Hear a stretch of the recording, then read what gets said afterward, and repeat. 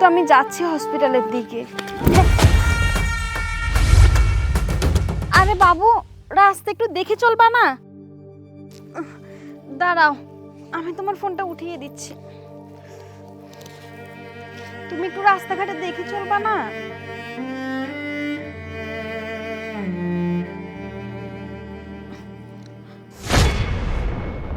সজীব বাবু, তোমার ফোন, এটা কার ছবি? এটা তোমার আব্বুর ছবি। কি বলছো?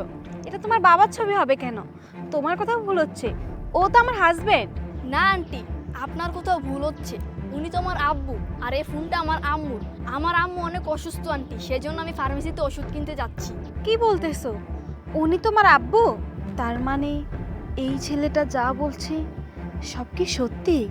সত্যি কি সজীব অন্য জায়গায় আরেকটা বিয়ে করেছে? না না, আমার তো কিছুতেই কোনো কিছু মিলছে না। যেভাবেই হোক আমাকে সত্যিটা জানতেই হবে। আচ্ছা বাবা, তোমার আব্বু এখন কোথায়? আন্টি, আমার আব্বু তো বাড়িতে। জানেন আন্টি, আজকে চলে যাবে।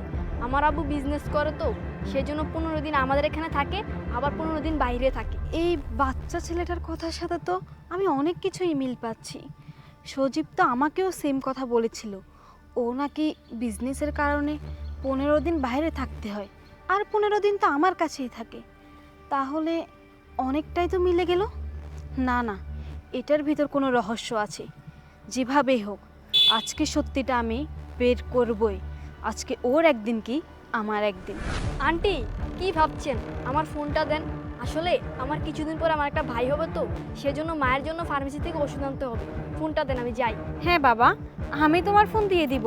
আচ্ছা শোনো না, তুমি তোমার আব্বুকে একটু কল দিয়ে আসতে বলতে পারবে? আসলে আমি দেখতে চাই আমার কোথাও ভুল হচ্ছে কিনা। ঠিক আছে আন্টি, আমি এখনই আমার আব্বুকে আসতে বলছি, আর প্রমাণ করে দেবো যে এটাই আমার আব্বু। হ্যালো আব্বু, আমাদের বাড়ির পাশে যে রাস্তাটা আছে না, ওইটাতে তুমি তাড়াতাড়ি চলে আসো। হ্যাঁ, জলদি করে আসো। আমার আব্বু আসতেছে, আপনি একটা জায়গায় লুকিয়ে পড়েন যান। আচ্ছা ঠিক আছে, আমি লুকিয়ে পড়ছি।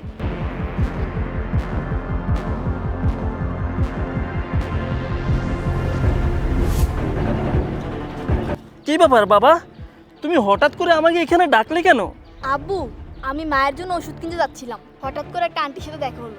উনি বলতেছে তুমি নাকি ওনার হাজবেন্ড। আরে বাবা, কি বলতেছো বাবা? আমি তো শুধু তোমার মায়ের হাজবেন্ড, মানে তোমার বাবা। আচ্ছা ঠিক আছে, আমি ওই আন্টিটাকে ডাকতেছি।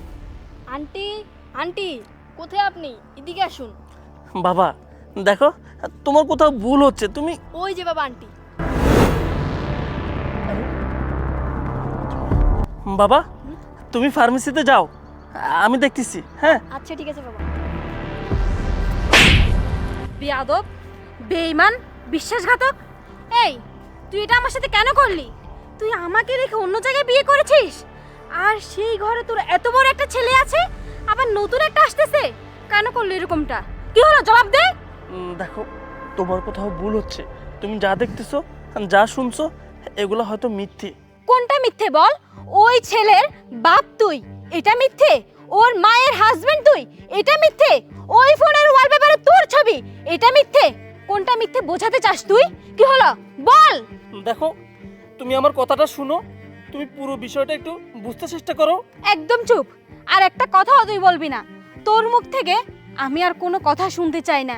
তুই একটা মিথ্যেবাদী, বেঈমান, প্রতারক, বিশ্বাসঘাতক। তুই আমার পুরো জীবনটা তছনছ করে দিয়েছিস।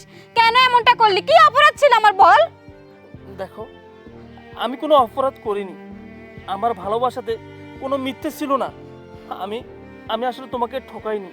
তোমাকে আমার ভালো লাগে, তোমাকে আমি ভালোবাসি, সেটাই সত্যি। হ্যাঁ, আমি বিয়ে করেছি, আমার বাচ্চাও আছে, এবং তুমি যা শুনছো সব সত্যি। বিশ্বাস করো, আমার আমার এখানে কোনো দোষ ছিল না। তুমি তুমি বিশ্বাস করো। না, আমি তোর আর কোনো কথাই বিশ্বাস করব না। তুই অপরাধ করিসনি, তাই না? তুই সবচেয়ে বড় অপরাধ করেছিস। তুই আমাকে ঠকিয়েছিস। তুই আমাকে একটাবার বলতে পারতি তোর যে আমাকে ভালো লাগে না, তুই অন্য জায়গায় বিয়ে করেছিস। সেই জায়গায় এত বড় ছেলে আছে, আবার নতুন একটা আসতেছে, আমার গর্ভেও তো তোর সন্তান। তাহলে তুই আমাকে একবার এটা বলার প্রয়োজন মনে করিসনি? আমার বিশ্বাস নিয়ে, ভালোবাসা নিয়ে এভাবে খেললি দিনের পর দিন। আমি আর একটা মুহূর্ত এখানে থাকবো না। আমি এখন এই বাসায় গিয়ে মা বাবাকে সব কিছু বলে দিব। তুই থাক। দেখো শুনো